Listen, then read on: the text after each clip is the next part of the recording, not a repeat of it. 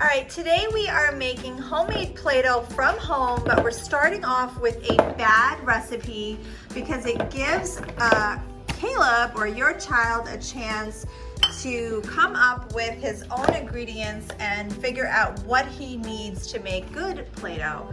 So you start off with a half a cup of flour, a quarter cup of salt, a quarter cup of water, and then you stir it for 60 seconds. And then it obviously will not come out the right way.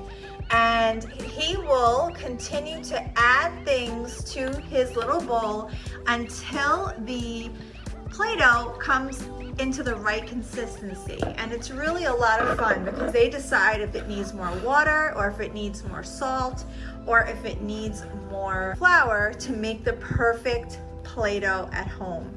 So it's really a thinking opportunity and gets them their hands dirty. They really enjoy it. And Caleb has already tasted it and it's absolutely disgusting. Yeah, that's because we are not putting sugar in it. We are not putting sugar, we're putting salt. But it is edible just in case they do happen to put it in their mouth. It's made of sugar.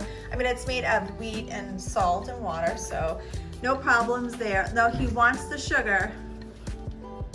There is no sugar. Yes, there is. He wants to put sugar. It's not gonna taste good, buddy.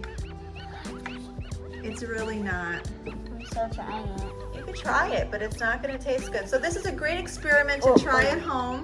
Water, salt, and flour. I put the mixture, the bad mixture in the front. It's the bad mixture that will not make proper Play-Doh. A little trial and error will get you exactly what you want. Keep playing around until you find the mixture that you need. And good luck. Great experiment to do with kids at home on rainy days. Go ahead, taste it. Not so bad actually, done with a piece of salt. You know you want it.